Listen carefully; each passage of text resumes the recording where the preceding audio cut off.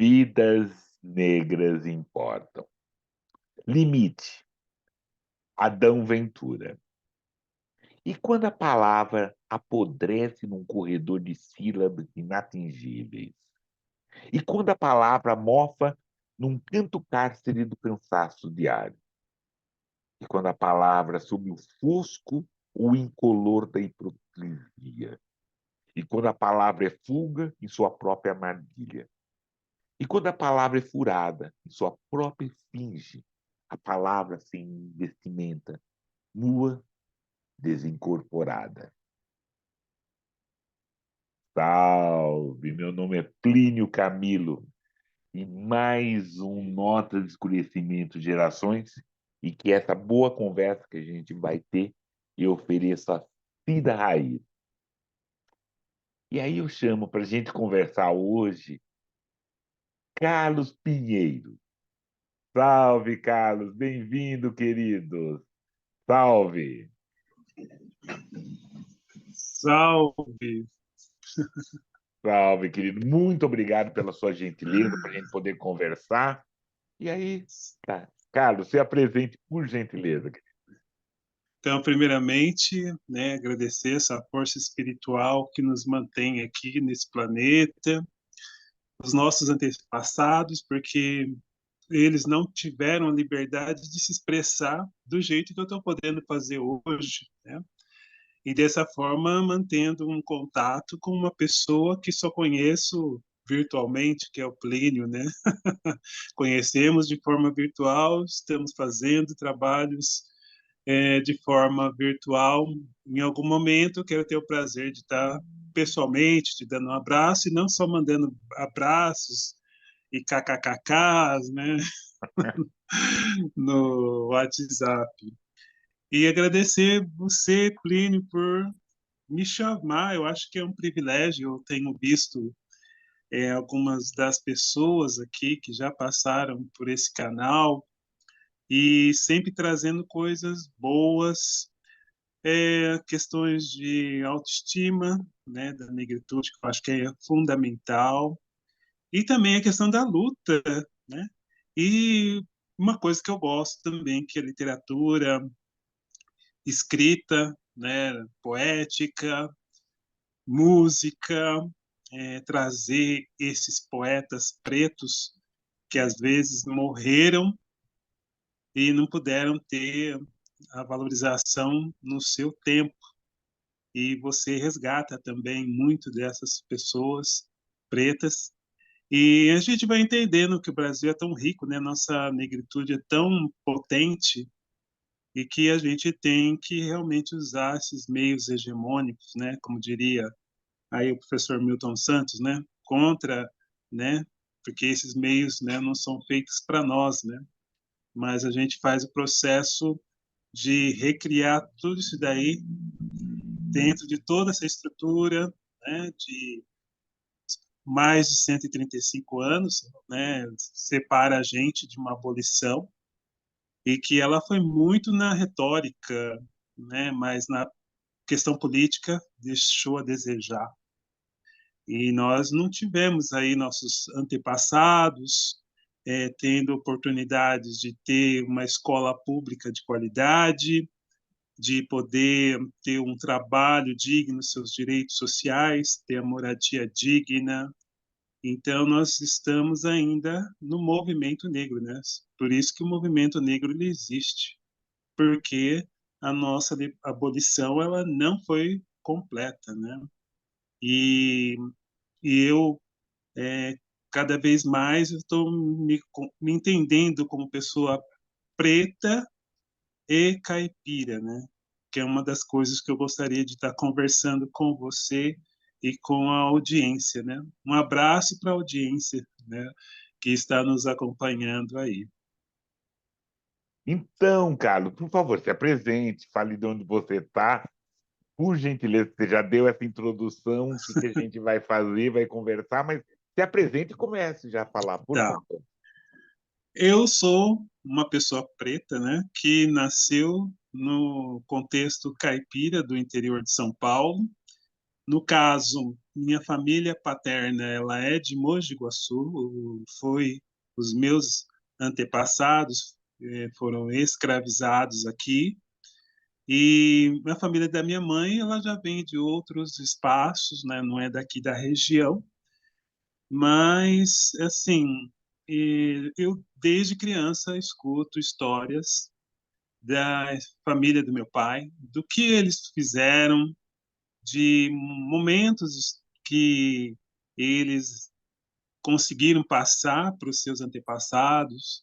Então, algumas questões eu achava até que era fantasia deles, né? Porque eu falei, nossa, mas esse povo, por exemplo, eu ouvi dizer que eles chegaram a fazer até um alambique aqui num dos sítios que eles viveram, porque na verdade eles viveram numa terra devoluta, né? E quem não sabe, terra devoluta é aquela terra que ninguém sabe direito quem deu para quem. Só sabe-se que as pessoas estão morando ali, um grupo, e isso vai passando e isso não tem documentação, né? Então nós não sabemos se eles compraram, acredito que meio improvável, né? E era uma região periférica de Mogi Guaçu, bem longe. Então, eu acredito que talvez eles devem ter ficado numa fazenda, ou vai lá saber se o dono que deles era uma pessoa solteira, não deixou herdeiro, e pela distância da cidade, eles ficaram meio que abandonados, né, com medo do povo ser violentado por eles, né? Mas eu sei que ainda até hoje ocorre esse processo de reconhecimento dessa terra, e aí eu falo que é um processo de libertação, porque agora tem dois advogados da família que fazem parte desse processo. Então, é um processo mesmo de abolição mesmo, completa. É um processo que a gente tem que passar, né? E com, assim, toda festa, todo aniversário, todo momento que meu pai se juntava com meus tios, eles contavam as mesmas histórias. E depois, é, minha família, no caso minha mãe, né, que já faleceu há 2 anos, ela morou aqui na zona urbana de Mogi Guaçu. Foi trabalhar muito jovem como empregada doméstica, como a maioria das mulheres pretas, e ela foi morar na casa de uma família que era fazendeira, e eles venderam o sítio para financiar os estudos de um dos filhos no Rio de Janeiro. E aí minha mãe, ela percebeu como que a pessoa tendo estudo, ela era uma pessoa privilegiada na sociedade. Então ela colocou na cabeça que ela casando, os filhos dela teria essa questão da educação completa. Não como ela, que não só pelo fato de ser uma pessoa pobre na época, mas ela teve que assumir a família dela muito cedo. Minha avó tinha problemas mentais, então aí ela não podia estar pegando mais carga, né, de responsabilidade que era o estudo. E meu pai também era uma pessoa que foi para a escola, fez até uma quarta série sofrida, mas não levou para frente. E a cidade de Mogi Guaçu também era uma cidade que não oferecia muita coisa, né? Hoje você tem escola aqui que até está fechando, né? Porque dependendo da região, uma região rica, aí as pessoas já não procuram mais a escola pública. Aí aquela escola fica vazia lá, tá? A prefeitura tem que dar um outro uso. Ao contrário do que acontece na região pobre daqui, que está faltando vagas, né? E ali é onde tem uma carência maior de produtos. Então, foram duas pessoas que tiveram, por experiências da vida sofrida, que os filhos não poderiam ficar sem estudar. Então, eles colocaram para mim, para meus irmãos, que nós poderíamos trabalhar e estudar, não só trabalhar e não só estudar. Morei na roça, né, até os 21 anos de idade. Então, vivi cuidando de galinha, de porco, de vaca, plantei arroz, que eu comi, plantei feijão, eu tenho abacateiro, que eu como abacate hoje, porque eu plantei, né, mangueiras. Então, matava um porco, né? Matava galinha. Então, toda essa vida rural eu fui absorvendo ao longo da vida, inclusive o sotaque, né? O caipira, né? E quando eu tinha aí quando eu fui para a escola, né? Tinha uns 8 anos de idade. Meu pai e minha mãe já me preparou para a questão da escola, né? Questão do preconceito e falou assim, olha, vocês vão para a escola, mas se vocês perceberem alguma coisa estranha, vocês venham conversar comigo, né? Então eu já comecei desde aí a notar essa questão do racismo na minha vida, né?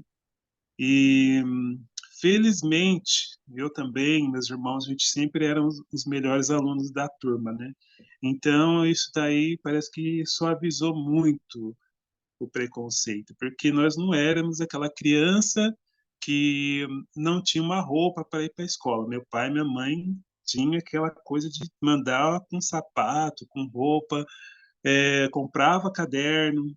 Então, a gente, às vezes, os professores até é, tinha aquele preconceito invertido. Nossa, mas bem vestido para a escola. Nossa, caderno limpo, tem um livro, né? Então, meus pais sempre fizeram essa parte aí muito forte e a gente, então, não tinha essa coisa de ser aquele aluno que ficasse abandonado pelo professor, né? Porque, infelizmente, é assim, não sei ainda como está hoje, mas os professores, eles investem nos alunos que eles acham que têm um potencial a mais, né? E nem sempre, pela questão da cor, são as pessoas pretas, né? Então, às vezes, você tem que batalhar, às vezes um trabalho idêntico seu, que é preto, mas tem um outro aluno que fez um trabalho idêntico, é branco, o seu recebia B menos e o dele é A. Então era muito desse jeito. Então na escola vivia. E depois eu resolvi fazer faculdade, que era uma das coisas que meus pais colocaram, né, como meta. E aí eu queria trabalhar com a questão social e 2 anos de cursinho. Aí fui para a Unesp de Araraquara. E lá fiz fazer administração pública. Então eu e mais um irmão, nós fomos no mesmo ano fazer faculdade pública. Eu fiz em Araraquara, meu irmão fez em Londrina. Então nós somos os primeiros descendentes a quebrar, né, aquela maldição, né, de quarta série, ou então fazer faculdades aqui na região, porque a pessoa só ia fazer a faculdade porque alguém, né, falava para a pessoa, olha, você não vai fazer. Aí a pessoa tinha que trabalhar, né? E já tinha um filho, uma família, então ela não tinha como ela se deslocar de uma cidade para outra. E nós, com 20 anos, a gente acabou saindo aqui de Mogi Guaçu e terminei o curso lá. E lá eu comecei a me interessar por questões da natureza, né? Como eu falei, eu sou ambientalista, né? E essa relação da natureza me fez estudar a questão da preservação do principal rio da cidade, que tem o mesmo, que é a cidade tomou o nome do rio, né? Então tem o Rio Mogi Guaçu, que eu falo que é o Disney River, né? Porque é o rio o que você imaginar nesse rio tem, né? É caudaloso, é, muitas questões ictiológicas, né? Alguns estudos brasileiros, né, da vida dos peixes nasceram aqui, né, canoas, né, música caipira, então nós temos muita coisa ligado a esse Rio Mogi Guaçu. Fiz meu curso, ah, aqui em Mogi Guaçu tinha um movimento negro desde os anos 80, inclusive eu participei das atividades do movimento negro aqui, e eu lembro que em 1988 teve aquele centenário, né, da abolição, e aí o movimento cobrou da prefeitura alguma ação.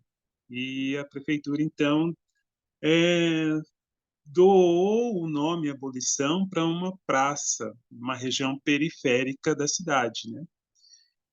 Só que as questões são muito delicadas, né, com a questão do embranquecimento. porque tinha lógica capitalista do mercado imobiliário. Nessa região havia dois problemas sérios. Um, porque tinha uma grande empresa que deixou um passível, vamos dizer assim, da justiça, da parte da empresa falida mesmo, o terreno, maquinário, então entrou na justiça, aí os funcionários não tinham recebido, então ninguém mexia naquela área. Era uma área enorme do centro da cidade. E fazia divisa com essa praça. E aí depois a prefeitura precisou fazer estação de tratamento de esgoto, então tinha aquele cheiro horroroso. Aí então também nada ia lá perto daquela região porque tinha o cheiro. Então essa praça ficou isolada, mas passou aí os anos 2000, tudo mudou, porque a justiça liberou a terra, né? Então o que acontece, o que está acontecendo? Há uma liberação dessa área para condomínios fechados, grandes hipermercados, fizeram um shopping center, vão fazer uma ponte nova ali, aí duplicou uma avenida e agora a praça sumiu. Tem outro nome, né? Então, assim, nunca mais a gente ouve falar o nome da Praça Abolição, né? Porque agora ela ganhou outro nome e, inclusive, vão fazer um projeto porque virou tipo um parque Ibirapuera, as pessoas agora estão indo na praça, não tem mais o cheiro do esgoto, porque o tratamento mudou. Então, nossa praça ela ficou assim desaparecida, infelizmente, né? A gente sofre esse processo de embranquecimento geográfico, né? Porque antes era periferia, não tinha valor nenhum, tinha problemas, né? De estar emperrando na justiça, o cheiro, né? Agora que foi resolvido praticamente tudo isso, agora virou uma área de expansão para a classe média alta, classe alta, né? E aí fui para São Paulo, fiz mestrado na USP, São Paulo, na Geografia Humana. E na Geografia Humana eu consegui entender um pouco essa dinâmica ambiental e entender por que que esse processo todo do Rio Mogi Guaçu aconteceu. E nessa época eu não fui atrás do movimento negro, porque quando eu estava na USP tinha um núcleo de consciência negra, mas aí eu via que as pessoas que estavam ali eram sociólogos, né, filósofos, e todo mundo falava de negritude. Eu falei, meu, eu só falo de natureza, falo de rio, não tenho o que falar lá. Então eu nem participei, porque eu falei assim, não tem como conectar o meu assunto com o assunto da negritude, né? Aí fiz o meu mestrado, resolvi dar um tempo. Aí falei, qualquer coisa eu vou fazer uns estudos ainda sobre o Rio Mogi Guaçu pelo lado artístico, né? Eu quero saber histórias, músicas, coisas que eu possa usar na área de educação ambiental quando eu quiser fazer uma oficina para uma escola, para um centro cultural. E passou um tempo, eu comecei a perceber algumas coisas muito estranhas nos meus sonhos. Personagens cantando músicas. E aí comecei, às vezes, a observar como uma pessoa do público e comecei a entender que não tinha plágio. Então, não era uma coisa que eu tinha decorado, lido, e depois eu estava reproduzindo no sonho. Às vezes, uma pessoa declamava alguma coisa, e aí eu comecei a fazer coisas assim do tipo, vou decorar. Então, eu começava a repetir junto com o personagem. Aí eu repetia, e depois, quando eu acordava, eu escrevia. E aí passou um tempo, eu falei, mas será que eu faço isso só dormindo? Ou eu faço isso também acordado? E aí fui conversar com uma pessoa, uma bibliotecária de um centro cultural do bairro que eu morava, lá em São Paulo, né? Lá era Butantã, então tinha o Céu Butantã. Então eu frequentava lá e essa pessoa então me fez uma proposta, né? Um desafio de escrever poemas, né, durante o ano, e no final do ano ela ia fazer uma exposição dos meus poemas. E aí comecei a escrever acordado, né? E a partir disso comecei a ir atrás, né, da Casa das Rosas, que é um local que na época Foi um local onde eu conheci vários poetas, fiz cursos lá, participei de saraus. Aí comecei também a ganhar gosto a fazer saraus também, né? E aí comecei a fazer saraus usando a família como cobaia. Eu achava isso importante porque às vezes o que acontece, e que eu vi muito acontecer, às vezes o pai, né, a mãe tem aquela certa autoridade, aquelas pessoas antigas, né? Então eu fui criado naquele sistema que chegava um tio na minha casa, eu tinha que beijar a mão do tio, da tia, bença mãe, bença pai, essa coisa bem assim, né? Então, às vezes, você nem tinha relacionamentos, assim, você não podia nem conversar, você não tinha uma noção de tom de voz da pessoa, sem ser aquele tom de voz autoritário, né? Pega isso, pega aquilo, faz isso, faz aquilo, vem cá, vem cá, vem cá, fulano, vem cá. Aí eu falei, não, vamos parar com esse negócio, vamos fazer um movimento aí diferente, né? Vamos trazer a voz dessa pessoa, né? E também outra coisa também é uma coisa tão formal, às vezes, a relação familiar, que você aprende o nome de uma pessoa e às vezes você não sabe nem o apelido, não sabe nem o sobrenome dela, né?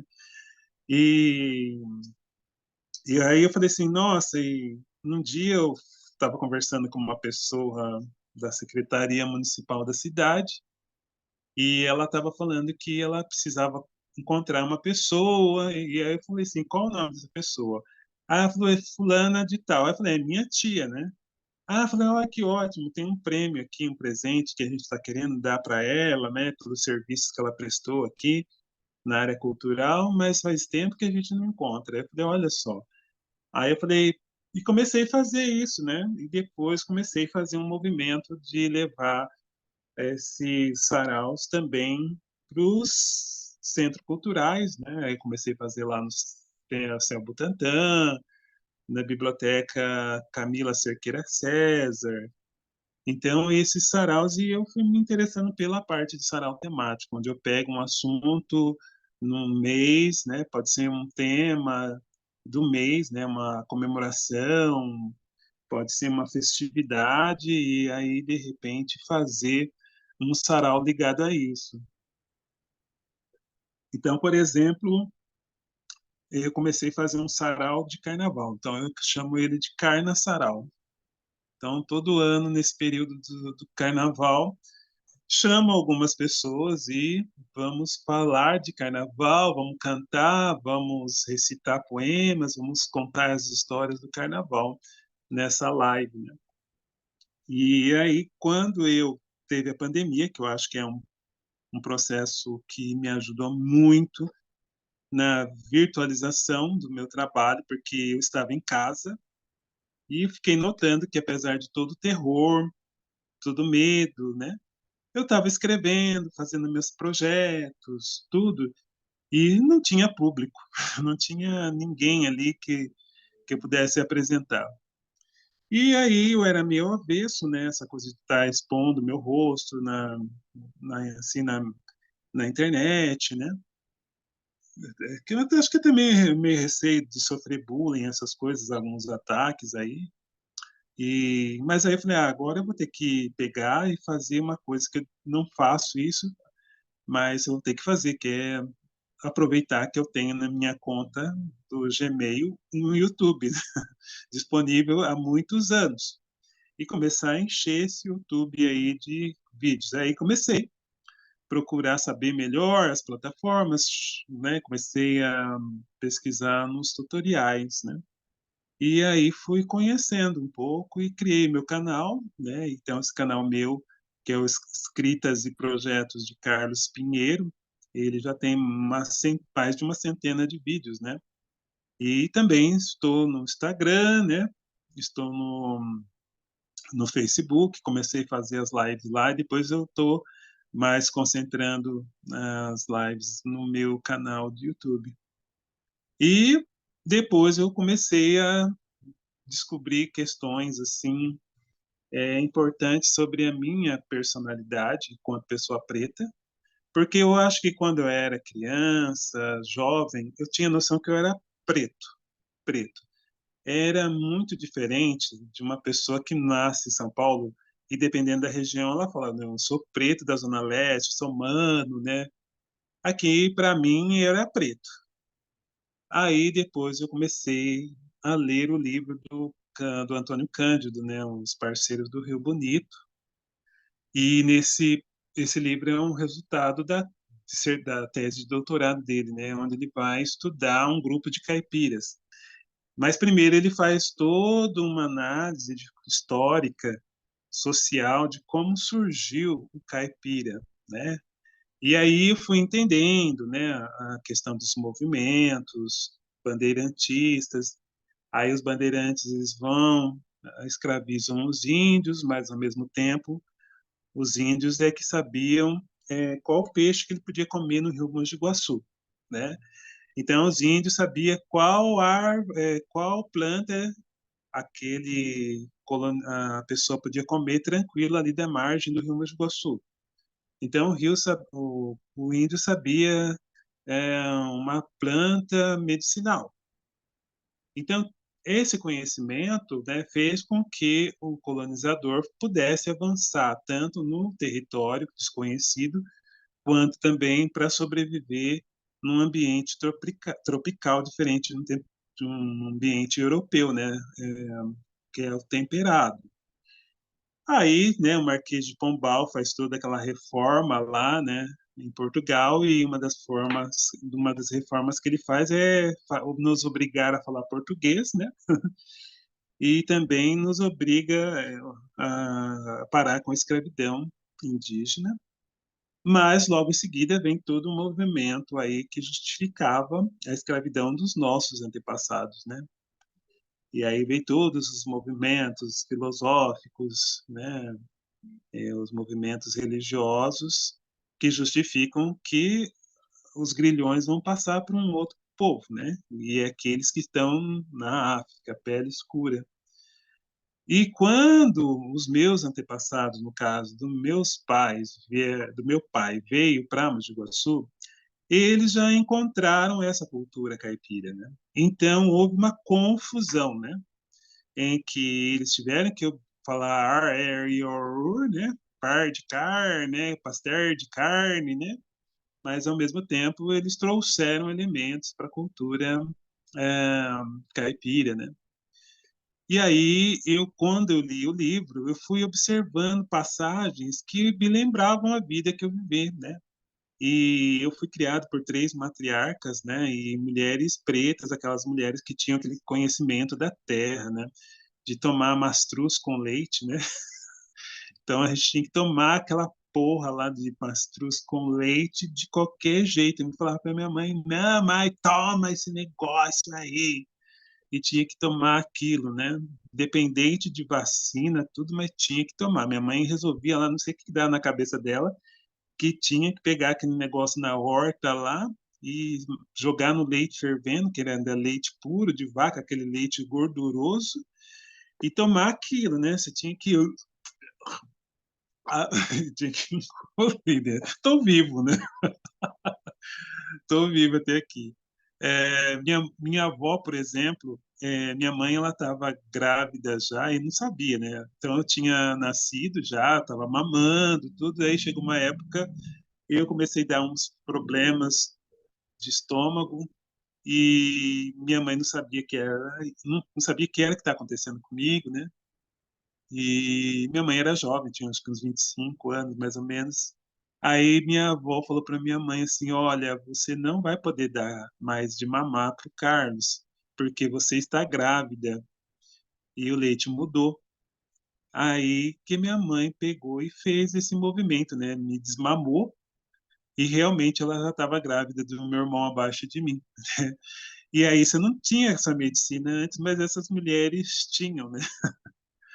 Então eu vivi nesse mundo em que eu vi meu pai matava porco, meu pai matava um bode, ele fazia celas, né, de carroça, ele fazia carroça, né? Às vezes não tinha furadeira, ele fazia lá, pegava um ferro lá, esquentava e depois fazia lá o furo com aquele ferro. fazia concertos, né, de cerca. Então, eu aprendi a pegar escavadeira, né, a puxar fio, né, pregar com martelo, usar serrote. Então, eu vejo que esse mundo caipira, ele é multi, o pessoal fala de multi-performático, multicapacidades. Então, eu já nasci nesse mundo, né? Então, eu estou refletindo muito o quanto que esse mundo caipira, essas coisas que eu vivi, elas me tornaram também, porque eu vejo que a cada momento da minha vida vai surgindo um pacote de novas habilidades, né? Então, na pandemia, por exemplo, veio esse pacote, né, de usar a internet, né? E aí eu fui atrás e pesquisei e fui aprender a fazer tutorial. Aí depois também, assim, não aconteceu comigo, um outro tio meu, que é irmão do meu pai, depois da pandemia eu fui visitá-lo e como ele era uma pessoa que já tinha aquela faixa de mais de 60 anos, ele tinha que ficar em casa, porque a empresa mandou ele ficar em casa. Aí, com esse negócio de não ter que fazer, ele foi pesquisar fazer cultura hidropônica. Aí ele começou a fazer todo aquele esquema de engenharia, de fazer a cultivo de plantas, de verduras e de frutas usando os tubos de PVC. Aí eu fui na casa dele, ele mostrou, e ele colocou tudo em sob rodas, né? Então, se de repente tinha que trazer um carro, aí ele tirava, colocava num canto, era só empurrar, entendeu? Aí eu falei, olha só como que é a vida da gente, né? E aí a gente vê como que nós pretos, nós temos muita capacidade, né? Nós somos bastante habilidosos, né? Quando a gente tem essas oportunidades, a coisa fica muito melhor, né? Com certeza, né? Uma escola de qualidade, uma universidade de qualidade, com certeza isso estimularia a gente estar fazendo muitas coisas melhores do que a gente faz, né? Porque o mundo capitalista é isso, né? Uma hora acontece um desastre econômico, a economia afeta alguns setores, aí você tem que largar desse setor seu de trabalho e procurar outro, né?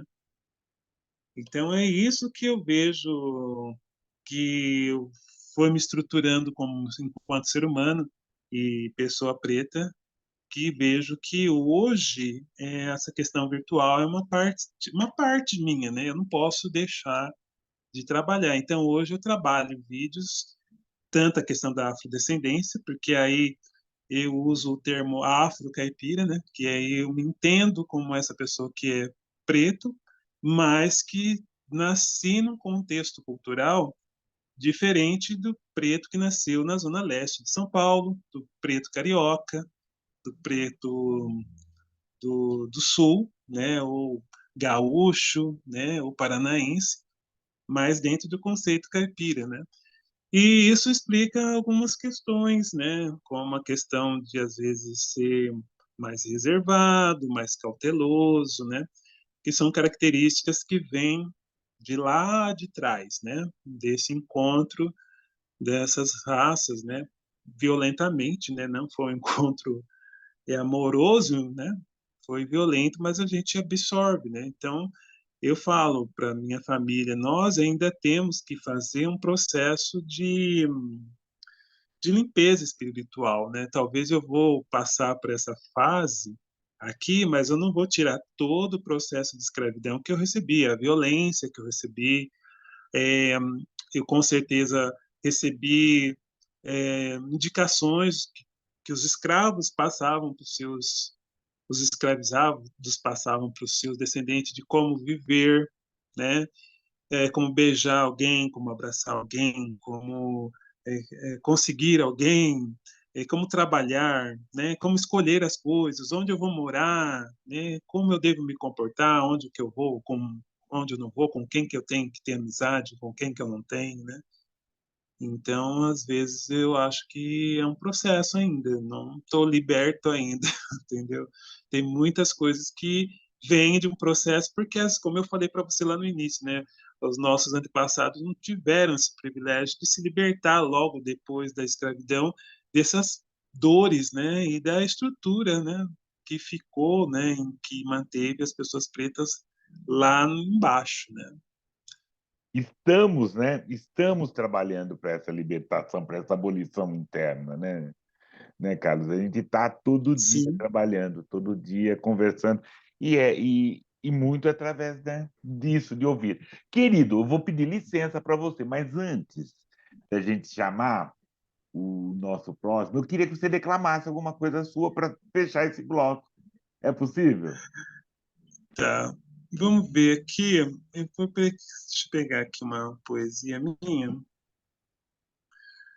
Eu fiz.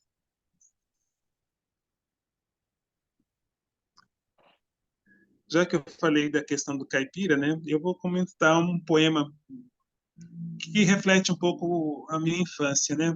Então ele chama Minha Infância mesmo, né? No Guaçu, quando menino, a despeito da pobreza, vivi num reino divino, e nele eu era Sua Alteza. Meu parque de diversões era algo espetacular, repleto de apresentações, todas dignas de contar. Não havia trampolim, nem piscina de bolinha, tampouco tempo ruim para jogar a amarelinha. Chupei muita bacaúva das palmeiras do quintal e me esbaldava na chuva quando vinha um temporal. Quando era bem tardezinha, recolhia criação, bezerro, porco e galinha para comerem a ração. No Iguaçu, quando menino, com esse jeito que Deus me deu, segui um destino com erros e acertos meus. É isso, é um resumo da minha infância, né? Que eu acho que mostra um Legal. pouco esse momento inicial da conversa aqui. Com certeza. E você vai falar mais, querido. Quero agradecer. Vamos lá. Nesse outro momento, né, que a gente está lembrando que, pedindo para que todos e todas, por gentileza, assine o canal, deixe seus comentários, né? Deixe seus comentários, falem alguma coisa, pergunta, né? Talvez a gente não consiga responder agora, mas faça esse comentário. E agora vamos para aquele momento nosso, né? Que o momento griot, né? De quem eu quero falar, que a gente está homenageando nessa conversa, que é o Adão Ventura Ferreira dos Reis. Ele nasceu em Santo Antônio do Itambé, no distrito de Cerro, Minas Gerais, Vale do Jequitinhonha, em 1939, neto, né, de escravos, trabalhadores de fazenda e de mina. Adão viveu nessa cidade até o início de sua juventude, o que marcou profundamente na sua vida e sua obra. Em seguida, residiu na cidade vizinha do Cerro, onde se inicia na literatura, lendo de tudo que caía na sua mão. Mais tarde, transferiu-se para Belo Horizonte, onde levou a família. Enquanto estudante, trabalhou como revisor do Suplemento Diário de Minas Gerais, órgão oficial do Estado, e criado pelo escritor Murilo Rubião, que, para quem não sabe, em Minas Gerais, esse suplemento literário fez história. Ali trabalharam como Adão, como Murilo Rubião, vários outros escritores importantes, né? Que integraria aquela geração de suplemento. Entre eles, a gente pode falar Ivan Ângelo, Sérgio Santana, Luiz Vilela. Adão, nesse momento, nessas, ele publicou seu primeiro livro, Abrir-se a um abutre ou mesmo depois de deduzir dele o azul, em 1970.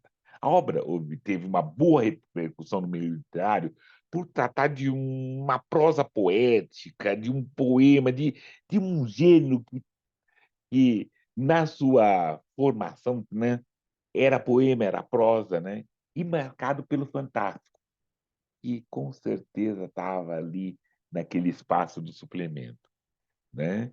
E que levou muito a aproximar-se, né, os críticos a aproximarem ele de uma herança surrealista. Em 1971, ele se diplomou em Direito pela Universidade Federal e recebeu um prêmio, né, pelo poema Móveis e a Cama. Aí vários outros, é convidado a lecionar literatura, tem vários trabalhos, começa a fazer essa poesia que anda, que flerta, que conversa com vários outros gêneros musicais, a ficção, uma ficção de autoria lenta, a luta pelos direitos, né, marcando, escurecendo em muito toda a sua obra. Tais experiência, como ele falou, né, foram fundamentais para o seu amadurecimento. E vai daí, vai chegando até 1984, estou resumindo muito da história dele, e aí eu sugiro que todos e todas procurem. Em 1900 ele recebeu um prêmio relevante de Minas Gerais.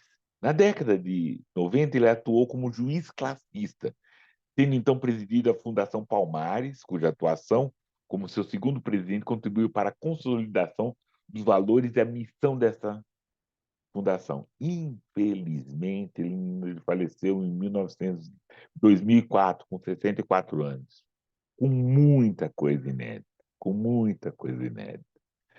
Parte desse seu acervo foi doado para a Universidade Federal de Minas Gerais. Quer dizer, como outras e outros escritores, a gente tem muito ainda para ler de Adão Ventura. Que publiquemos, que fazemos todas essas questões. E é isso. Querido, continue, por favor, vamos conversar. Continue falando. Então, eu falei para você que então eu comecei a me interessar, né, pela questão do afrocaipirismo. E aí isso me levou a fazer um questionamento além disso, se isso era uma questão que já estava sendo discutida por outras pessoas pretas ou pelo movimento negro da minha região, né? E aí eu falei assim, bem, eu estou em São Paulo ainda, não estou em Mogi Guaçu, então esse projeto não dá para eu fazer daqui, né? Nem existia pandemia nem nada. E o que aconteceu, né? É, aí teve uma ampliação geográfica, né?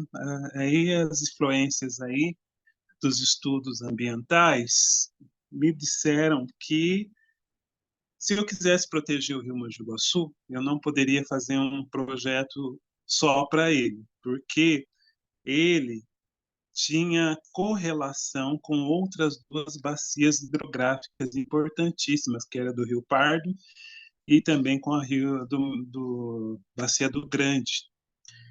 Tanto que os peixes, né, que circulam aqui no Rio Mogi Guaçu, circulam por esses rios durante o ano. Então, o momento é da Piracema, eles vão para um rio Mogi Guaçu. Nos momentos que eles vão crescer, se desenvolver, eles vão para o rio, para os outros dois rios. Então, era aquela lógica: se acontece um acidente, um desastre ambiental, todos serão afetados. Não adianta, então, eu pensar em proteger uma região e largar a outra. Então, isso me deu uma ideia de que, se eu fosse trabalhar esse projeto, eu não poderia trabalhar só com as pessoas pretas da bacia hidrográfica do Rio Mogi Guaçu. Ou seja, existe um grupo de municípios que são cortados pelo Rio Mogi Guaçu, pelo Rio Pardo e pelo Rio Grande. Então, um projeto futuro, na minha cabeça, tinha que estar convocando esses pretos, porque nós somos irmãos hídricos, né? Além da questão étnica, né? Porque nós dependemos da água desses rios para a gente sobreviver, da questão ambiental, né? Porque tudo que está circulando ambientalmente ali e nas três bacias ela afeta o todo. E fui atrás, né?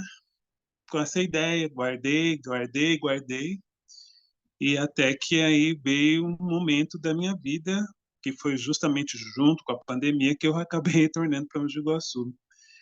E aí eu falei, nossa, agora estou aqui, né? E aí me lembrei desse projeto, e eu falei assim, agora com essa pandemia não vai dar para eu ir na casa de cada um aí, né? Bater na porta de algum presidente de algum movimento negro, né? Alguma pessoa que está desenvolvendo algum trabalho nas regiões aqui. Então, eu criei um grupo de WhatsApp chamado Afrocaipiras e comecei a convocar essas pessoas pretas da região e apresentando a ideia da gente trabalhar a ideia do movimento negro de forma regionalizada, considerando nossas bacias hidrográficas, em que a gente poderia trabalhar a questão da negritude e a questão do racismo ambiental. Eu não usava esse termo antes, né? Agora que está muito em voga, né? Eu só estava pensando na questão da água, né? Da bacia hidrográfica, porque eu acho que justamente quando tem um projeto aí e que causa um desastre ambiental intenso nos rios, primeiramente, que vai sofrer mais são as populações pobres, né? E dentro da população pobre, boa parte é preta, né? Então, não são os pretos que vão comprar água PRE, né? Porque a água do rio não está podendo ser tratada, né? Então, eu falei assim, aí eu vi que eu poderia conectar a questão da bacia hidrográfica e também a questão do movimento negro. E também eu tive contato com outro material, um doutorado de uma outra pessoa, que contou um pouco do processo de desenvolvimento daqui da região mogiana, né? E contou uma história muito interessante que eu não sabia, que diferentemente do que aconteceu lá em Alagoas, na época em que o pessoal fugia e foi se esconder lá no Quilombo dos Palmares, né, na Serra da Barriga, na região onde eu morei, que moro, né, que eu morei falando aqui, né, era o contrário, eles não iam para a montanha, os escravos fugidos, eles iam para a margem dos rios, né? Então, de uma forma ou de outra, o rio Mogi Guaçu ele virou uma espécie de quilombo hídrico, e essa presença foi tão forte que alguns agentes públicos foram enviados para a região para combater aqui esses quilombos, porque era muito importante o transporte de canoas, né? O pessoal levava valores, objetos nas canoas dos rios, e os escravos iam lá e catavam, né? Roubavam esse e e aí eu falei, nossa, agora eu estou entendendo uma coisa. Se no passado esse rio salvou os meus antepassados, hoje, pelo jeito, o movimento é ao contrário. Nós é que temos que fazer essa proteção dele, né? Eu sentia muito essa falta das pessoas pretas estarem engajadas numa coisa tão fundamental que é a questão ambiental. Não que eu seja o único, porque eu na USP mesmo encontrei outras pessoas pretas que trabalhavam questão ambiental, mas assim, não tínhamos ainda aquela ideia de trazer a questão étnica, do racismo, né? Agora que está vindo essa temática, né? Então eu vejo muito isso, né? Agora eu me sinto feliz em poder falar, né, do meu rio e também pontuar para a pessoa preta que mora aqui que ela tem que estar também engajada na questão da água, porque somos todos dependentes da natureza que está aqui. Não tem como eu falar de movimento negro que não considere o meu bem-estar, né? Isso significa não só alimentação, cota, mas também saber se minha água está sendo saudável, potável, né? Eu vou garantir essa água para mim? Vou garantir essa água para os meus descendentes ou não? O que está acontecendo no comitê de bacia hidrográfica, né? Então, é um instrumento que está aí, é uma instituição que foi criada para trabalhar essa questão da água, mas eu acho que ainda é muito distante do conhecimento das pessoas, né? Então, eu venho trabalhando isso. E também fazendo o trabalho de saraus, né? Eu voltei agora, nesse momento, e me chamaram para declamar aí num evento da OAB de Mogi Guaçu esse ano, então eu declamei aquele o navio negreiro, né, do Castro Alves, e para mim foi muito bom, porque eu tinha lido ele há muito tempo atrás, e tinha só um pouco da ideia dele, mas aí essa leitura me trouxe tantas coisas importantes, né? Muitas camadas esse texto tem, e também, né, descubro que nós afro-caipiras, né, nós também temos pessoas pretas do passado, né? E você já comentou aqui do Lino Guedes, por exemplo, né? Que nasceu na cidade de Socorro, então ele é afro-caipira. E tem aquele poema que você recitou, né, que fala assim: negro preto, se tu, um homem direito, como um cordel posto a prumo, é só do seu proceder que, por certo, há de nascer a estrela do novo rumo. Então, isso, para mim, deu a ideia de que meu projeto era mais ou menos nesse sentido, né? Que quando eu chamo essas pessoas pretas da minha região, das bacias hidrográficas irmãs, eu estou convocando essas pessoas para ajudar a construir a estrela do novo rumo, né? E que um vai ajudando o outro. Então, eu vejo aqui que tem algumas cidades que têm um movimento afro-caipira forte, mas tem cidades que ainda são bem pequenas, ainda vivem naquele período bem intenso da escravidão e não tem nada, né? Você pergunta as coisas lá na Secretaria de Cultura, ninguém sabe de nada, não tem nada, ninguém faz nada. Então, o movimento, né, desse projeto meu, do Afro Caipiras, é também procurar estimular, né, para que outras cidades, as, a própria população preta, né, entendendo da sua importância, da organização, do movimento negro, comece também a criar algo e também começar a pensar em algo mais regional, né? E daí a gente ter uma ideia de resgate da autoestima. Então tem o Paulo Colina, né? Que ideia da cidade de Colina faz parte dessa região. Então nunca tinha ouvido falar dele. Então é uma pessoa que eu vou querer conhecer, né, o trabalho dele. Então tem muita coisa boa. Inclusive Ribeirão Preto, que é a sua cidade, também faz parte dessa região afro-caipira, né? E tem um pessoal de lá que tá nesse grupo, né? E a gente está sempre trocando informações. E é isso, né? A minha escrita, ela não, como eu te falei, ela não tem essa visão muito focada na questão racial, porque, como eu te falei, né? Passei um tempo da minha vida me questionando muito se trabalhar um assunto que não está ligado essencialmente à questão da negritude, me desconectaria, né? Ou teria que estar conectado, né? Ainda consegui achar, mas nem por isso um matemático pode falar, porque eu sou preto, matemático, e não estou no movimento negro, né?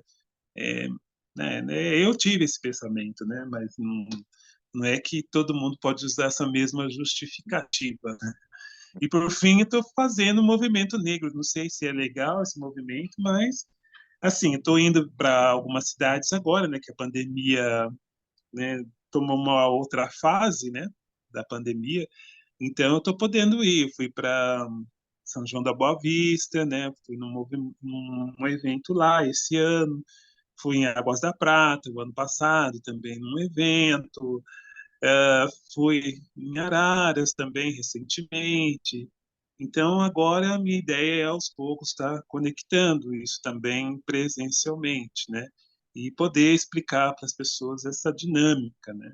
Que elas não são simplesmente sozinhas ou só pretas, elas também têm que entender o contexto que elas nasceram, que caldo cultural que elas estão, né? E que esse caldo cultural ou ajuda elas a sofrer mais racismo, ou pode ser o contrário. Eu acredito que eu sofri também racismo por ser caipira também, né? Então, ser preto e caipira, aí mais ainda, né? Esse racismo acho que é mais sentido, né? Eu vejo a minha família, né? Eu falo, tem muita coisa assim que eu quero trazer de coisas que eu ouvi, né? Até a questão, por exemplo, desenvolvimento, né? Eu falei assim, nossa, é complicado você falar assim, eu quero garantir, quero votar em tal pessoa porque essa pessoa ela vai me dar trabalho, né?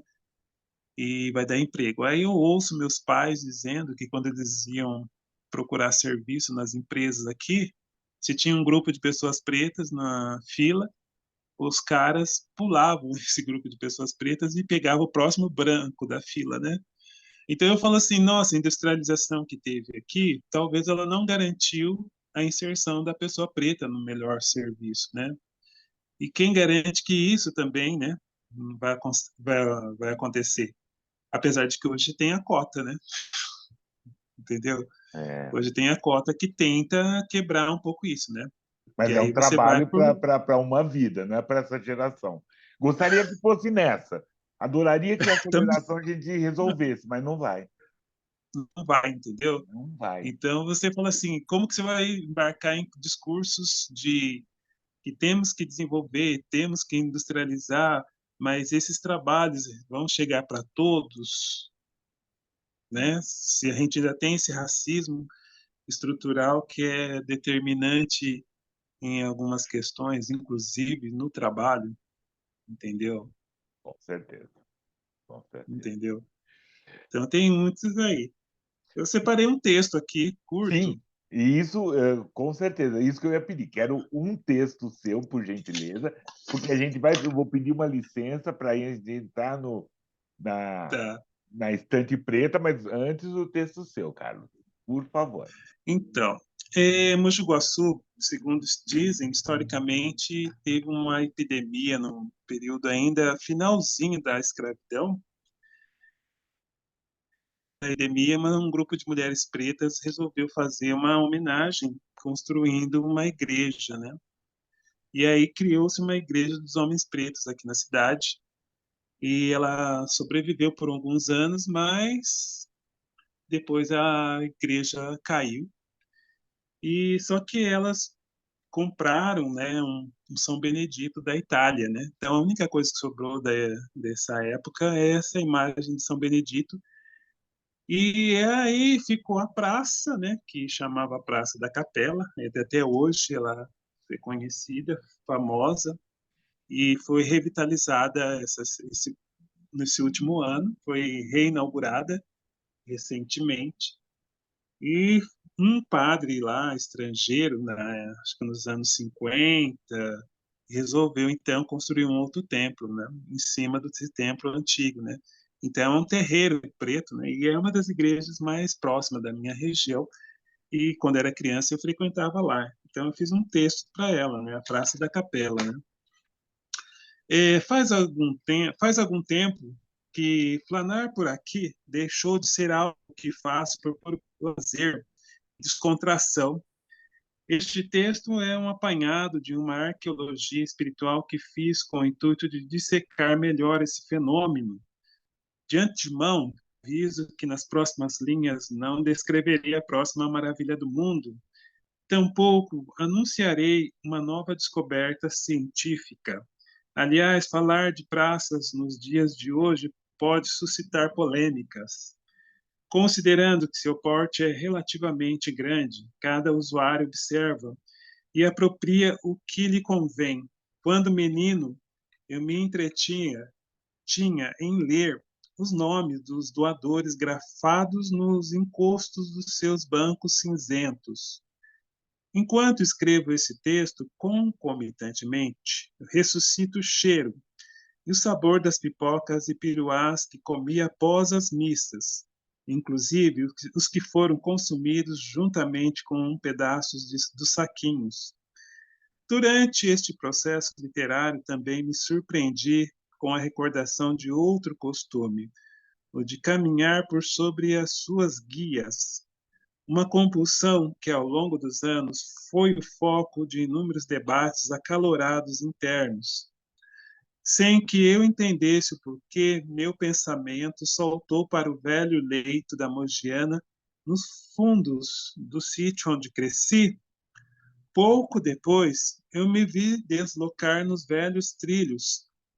A minha postura era a de um equilibrista sobre a corda bamba.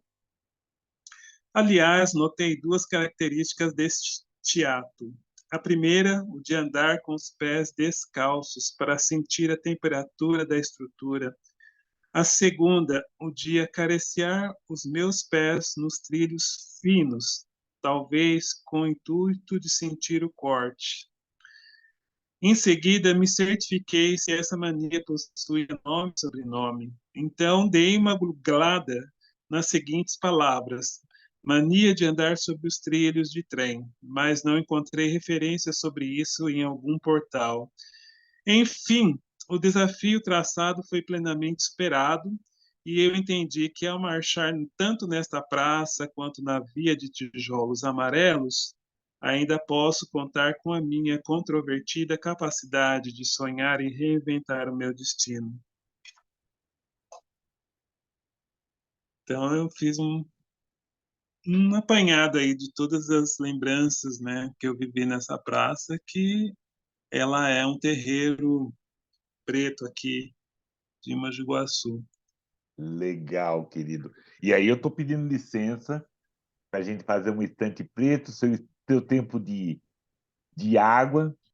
E é isso, pedir essa licença e lembrar para que todos e todas assinem o canal, façam suas perguntas, né? Façam suas observações. A primeira sugestão, né, dessa estante preta é um livro que foi lançado agora, dia 13 de junho, Museu Afro aqui em São Paulo, Das Raízes à Colheita, né? Feito pelo Flores de Baobá. Flores de Baobá já estiveram aqui, todas, né? E de acordo, né, do que elas falam, isso não é uma coletânea, mas é um livro concebido por um coletivo, é uma unidade formada por 7 individualidades. Na obra, ela respira a escrevivência, né, da Conceição, e de escritoras negras que não revelam apenas as mazelas advindas do racismo estrutural da sociedade brasileira, mas principalmente a riqueza da vivência negra e a sua cultura. Né? Além do que, tem uma ilustração, muitas ilustrações de Maia Solimar. Esse livro veio, né, do PROAC de 2020 e está sendo lançado pela editora Fêminas. E, se todas e todos lembrarem, todas as participantes desse já fizeram um nota de escurecimento. Quem são? Catita, Samira Calais, Cláudia Valesca, Joyce Azira, Benedita Lopes, Esmeralda Ribeiro, né? Quero que falei de todas, mas é interessante falar. Mas falando mais desse livro, é a reunião de poemas, contos, crônicas, canções dessas 7 escritoras. E agora eu vou repetir o nome de todas, na ordem alfabética: Benedita Lopes, Catita, Cláudia Valesca, Esmeralda Ribeiro, Joyce Zazita, Mari Vieira e Samira Calai. E com essa potência, é uma primeira sugestão de leitura que fazemos, né? Das Raízes à Colheita, editora Fêminas, Flores e Baobá. Vem à luz do que o Carlos está falando que de alguém, que uma das primeiras que trouxe essa também no conto, essa voz caipira, né? Ele falou do Lino Guedes, e é Ruth Guimarães, que, segundo Oswaldo Camargo, essa é na primeira edição, né, da obra, e ela só foi terminada, desses Contos Negros, em 1980, mas se mantinha inédita até tempo, né? O livro tem um jeitão negro caipira, quem fala é Oswaldo, da autora, afeta a recolher e contar causos. São primos descalços dos contos eruditos, acrescentando a isso uma condição pouco falada de poeta que amplia o encanto do conteúdo dessas histórias, que tem como marca a simplicidade, mas solta imaginação. Contos Negros tem o editor Tessa, o filho da escritora, é um produto de esforço de mostrar o Brasil sua face mais simples dessa cultura negra e com toda essa mistura que Carlos tem falado. esse é muito interessante, né? Tem várias edições, esse é do Fábio em editorial, Contos Negros. Né? Isso é muito interessante. E, só finalizando, dá para se falar muito dessa mistura, né? Dessa mistura racial que nós temos, né? Desse 45% de negro somado, né? E como a influência deles, delas, nossa, nessa fala, nesse olhar, nessa literatura. De Ruth Guimarães, Contos Negros, né? Muito importante. E, por fim, a gente já mudar um pouco do sotaque, O Desgraçado Senhor Humano e Outros Poemas Anticínicos, de Arnelito de Oliveira. É um conjunto de poemas produzido ao longo das duas primeiras décadas do século XXI. Ela se dispõe a momentos que são abordados questões como abandono, incompreensão, solidão, racismo, violência, morte e até a própria linguagem. O dado comum é a decadência desse ser humano, esse ser humano se perdendo, esse ser humano, né, tornando-se incolor com o poema do Adão Ventura. E o autor Anelito, né, de literatura, já teve aqui e realizou Vale Visita vários trabalhos. Muito importante. Isso sai pela editora do Anelito. O Desgraçado Senhor Humano e Outros Poemas Anticínicos. E lembrando, por gentileza, assinem o canal. Vamos lá, vamos conversar, vamos voltar a conversar, Carlos. Estamos terminando, estamos nesses nossos últimos momentos, né? Mas ainda tem mais muito dedo para prosa. Então, questões familiares, né, determinando questões atuais, né, enquanto mais eu compreendo o meu afrocaipirismo, mais eu vou me enegrecendo. É um processo inevitável e vou entendendo melhor a minha própria pessoa, meu próprio jeito de agir. E um dia conversando com uma prima, porque minha família sempre teve uma relação muito forte com São Paulo, né? É a família paterna. No caso, eu ouço eles comentarem, né, que as pessoas vão para São Paulo, voltam às vezes, ou os de lá vêm e vice-versa, né? E eu acabei fazendo esse movimento, né? Saí daqui uma época, fui para São Paulo, me formei e de repente nem imaginava eu voltei, né? E uma família, uns primos meus, o pai dele ficou lá. Então, eles moram em São Paulo e um dia, conversando com um deles, ele contou, né, que quando eles vinham visitar os nossos parentes aqui no interior, eles chegavam no final da tarde, se reuniam lá em volta das casas, né, de pau a pique, no quintal, e faziam uma roda e começavam a fazer disputas, né? E uma disputa era aquele que conseguisse fazer a mentira mais verdadeira possível, né? Mais convincente, né? E aí eu falei, nossa, eu estou fazendo sarau, né? Então, quer dizer, eu não estou fazendo nada diferente do que eles já faziam. Só que eu tenho um diferencial de ter ido por um outro momento da história e também participado de um espaço proibido, né? Entrado numa fortaleza de Troia, que é a universidade pública, e aí a partir desse momento fui obrigado a estruturar meus pensamentos, né? Aprender uma outra forma do português, né? Trazer um novo tipo de redação e isso às vezes pode ter me ajudado um pouco, sim, na estrutura poética e talvez isso me estimulou. Então, tem um filósofo francês chamado Gaston Bachelard, que ele trabalha muito essa questão da matéria, né, do psiquismo, né, que algumas pessoas têm o seu psiquismo muito voltado para algum elemento da natureza, né?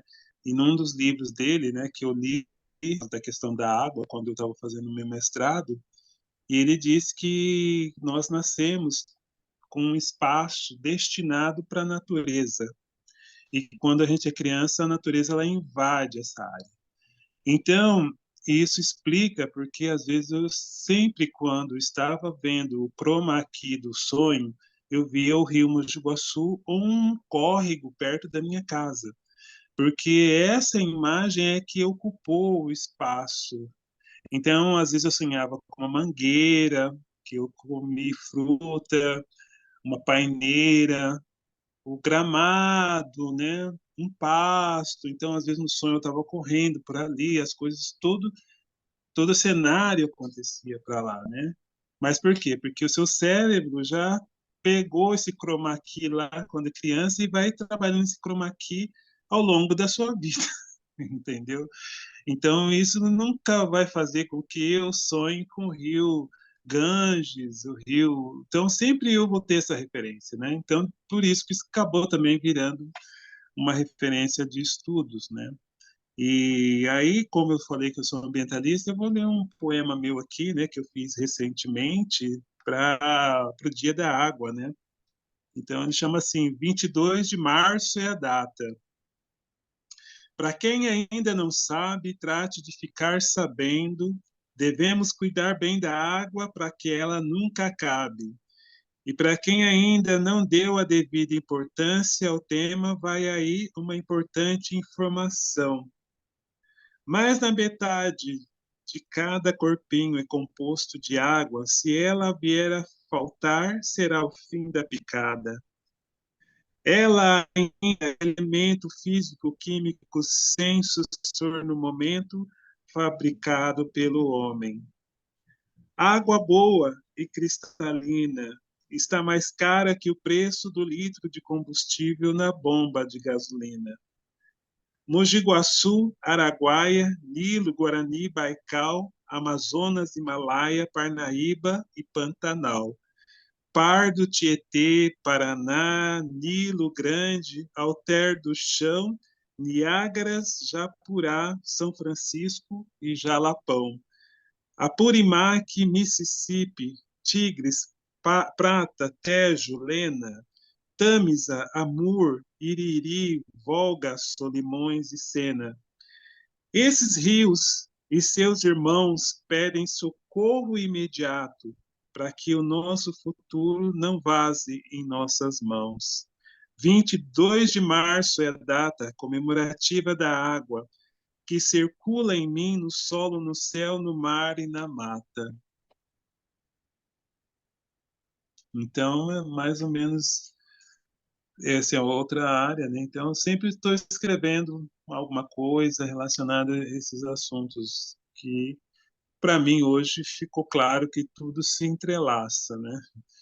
E tudo tem um objetivo só. Quando eu trabalho uma questão, eu estou ajudando outra e vice-versa, né? Fazem parte. Então, então hoje eu estou aqui, né? Trabalhando um pouco essa tentativa de entender, né? Porque eu acho que já existiu essa coisa muito clara do afrocaipirismo, mas esse embranquecimento, né? Essa estrutura que veio em cima, né? Ela tira, né?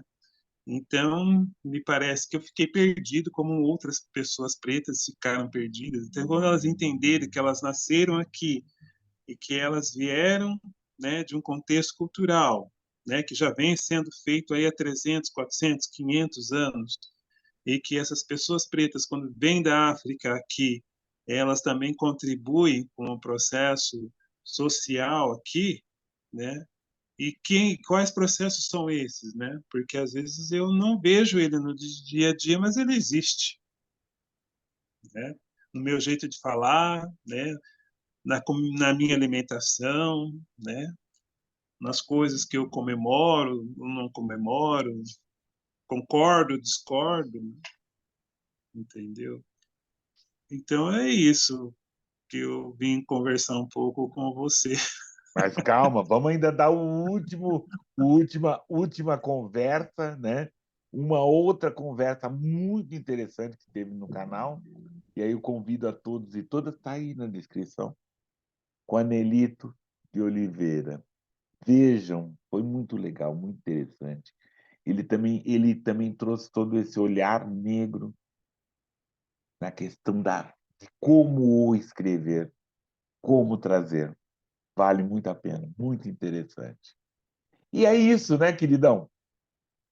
Eu agradeço muito sua gentileza, sua parceria, né, de tá conversando, tá falando isso. Vai render mais papo e a gente vai trabalhar junto. Sim, Aí você vem aqui, vamos fazer alguma coisa. sim. Por favor. A gente precisa conhecer ao vivo, né? Presencialmente, né? Um Com certeza. momento, né? Então, trocar alguns abraços, por favor. Né? Por favor. Né? Mas estamos trabalhando. Então, estamos trabalhando para alguma coisa acontecer, alguma coisa. Carlos, muito obrigado, querido. Agradeço muito a sua gentileza, a sua disposição. Muito obrigado mesmo. E já disse, mas agora já está gravado, conta comigo. Precisou, chama, você tem feito. Eu, Obrigado, querido. eu, que, eu que quero novamente agradecer os nossos ancestrais, né, por estar aqui, porque eles que deram todos os cromossomos, né, para a gente estar aqui, inteligência, capacidade, e também agradecer a sua audiência, né, e como você pediu aí, eu também sou criador de conteúdos, né, é, o importante também é a gente ficar clicando aí, né, nos likes da vida aí, dos canais, porque nós somos produtores, né? E nós, produtores, precisamos também viver, né, economicamente disso. Com certeza, com certeza. E, e agradecer você também, né, Plínio, novamente, pela oportunidade de estar compartilhando alguma coisa aqui com vocês, né? Espero que, de repente, em outros momentos a gente volte a conversar mais. É o primeiro, quer dizer, não é nem o primeiro, mas é o segundo de muitos. Ah, Agradeço a todos e todas, assinem o canal. O também vai estar na descrição, o canal do Carlos, todas as questões. Valeu, obrigado. Até. tchau.